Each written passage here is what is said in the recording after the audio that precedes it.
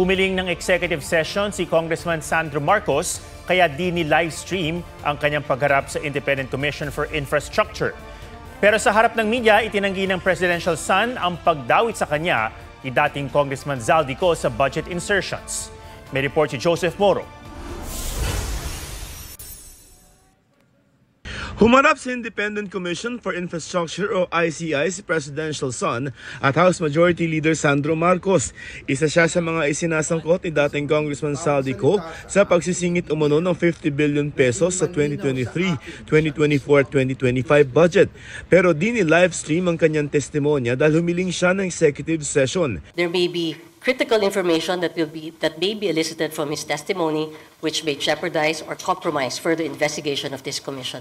Nang humarap sa media, wala po akong tinatago. I have given the ICI full authority if they deem fit to release the video of my testimony.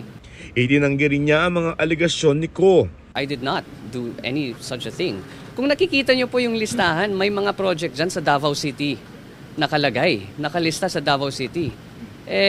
Alam naman natin sino nakatira doon, ba't ba ako maglalagay ng projects doon? Iniugnay din ni Ko ang kanyang ama na si Pangulong Marcos sa budget insertions. Pero sabi na nag-resign ng ICI Commissioner Rogelio Singson, hindi ito sapat na basihan para ipatawag ang Pangulo. Effective December 15 ang resignation ni Singson, nabunsod daw ng edad at stress. Wala naman daw gusot at nangingialam sa ICI, pero daing ni Singson, kulang na nga ang ICI sa pangil, kulang pa ito sa budget. Sino sinisi ICI? Ang bagal nyo. You must be protecting the big fish. You must be protecting somebody. So binato ng lahat sa ICI. Panawagan ni Singson sa Kongreso ipasa na ang upgraded version ng ICI na mas pinalawak ang kapangyarihan. Tingin ni Caloocan City Representative Edgar Erice, nag-resign si Singson dahil sa di pa napapasang panukala para sa mas malakas na bersyon ng ICI. Nasa committee level pa lamang ng Senado ang panukalang Independent People's Commission Act. Ang Independent Commission Against Infrastructure Corruption Bill naman sa Kamara ay isasalang pa sa Committee on Appropriations. Nag-express siya talaga ng frustration sa akin tungkol sa mga pagkukulang ng ICI. Nabagay ko sa kanya yung aking doubt na baka ang mangyari